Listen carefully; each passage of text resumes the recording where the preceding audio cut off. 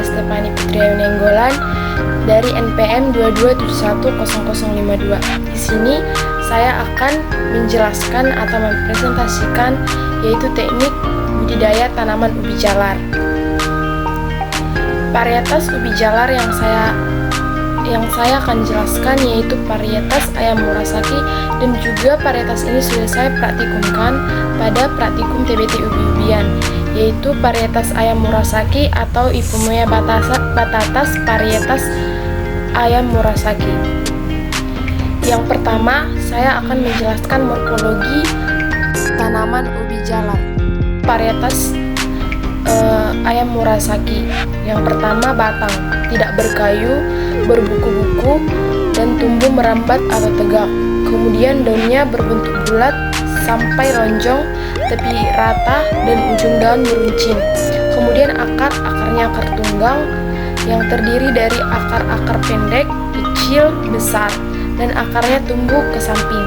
Kemudian umbinya berbentuk lonjong, bertekstur keras, dan berwarna ungu kehitaman. Ubi ayam Murasaki merupakan varietas ubi jalar yang berasal dari Jepang.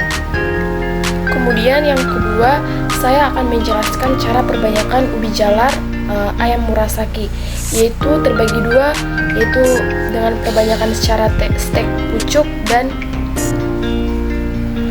stek umbi.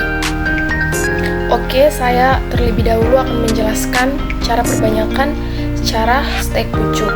Yang pertama yaitu pilih tanaman ubi jalar yang berumur lebih dari 2 bulan. Kemudian potong batang tanaman sepanjang 15-25 cm. Kemudian pastikan setiap potongan minimal memiliki 2 bagian batang. Kemudian lalu letakkan di tempat teduh selama 1 minggu. Kemudian setelah 1 minggu lakukan penanaman. Kemudian selanjutnya saya akan menjelaskan perbanyakan dengan cara stek umbi. Yang pertama yaitu gunakan pisau tajam untuk memotong umbi tepatnya di bagian bawah 1/4 bagian umbi. Kemudian siapkan gelas berisi air. Kemudian tusuk umbi menggunakan tusuk gigi sepanjang 4 tusuk pada setiap sisi umbi jalar. Kemudian letakkan umbi jalar yang sudah dipotong tersebut dan sudah ditempelkan tusuk gigi di atas gelas. Pastikan umbi bagian bawah menyentuh air dalam gelas agar pertumbuhan akar dapat terjadi. Kemudian pastikan setiap harinya memperhatikan bagian bawah umbi. Apabila air dalam gelas berkurang, maka tambahkan air pada gelas setiap harinya untuk memastikan umbi dapat tumbuh dengan baik. Kemudian setelah kurang lebih 7-14 hari, umbi sudah tumbuh dan tunas-tunas baru telah banyak. Kemudian tunas-tunas tersebut dipotong, dipisahkan dari umbi dan diletakkan di gelas kembali untuk menumbuhkan akar baru pada setiap tunas ubi. Lalu setelah akar tumbuh pada tunas-tunas ubi, tunas tersebut dipindah tanam. Kemudian selanjutnya saya akan menjelaskan cara penanaman dan cara pemeliharaan tunas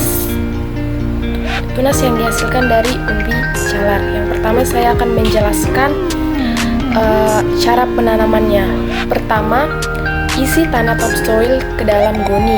Yang kedua, buat lubang pada bagian pinggir goni untuk tempat menanam tunas ubi jalar sebanyak 4-5 lubang.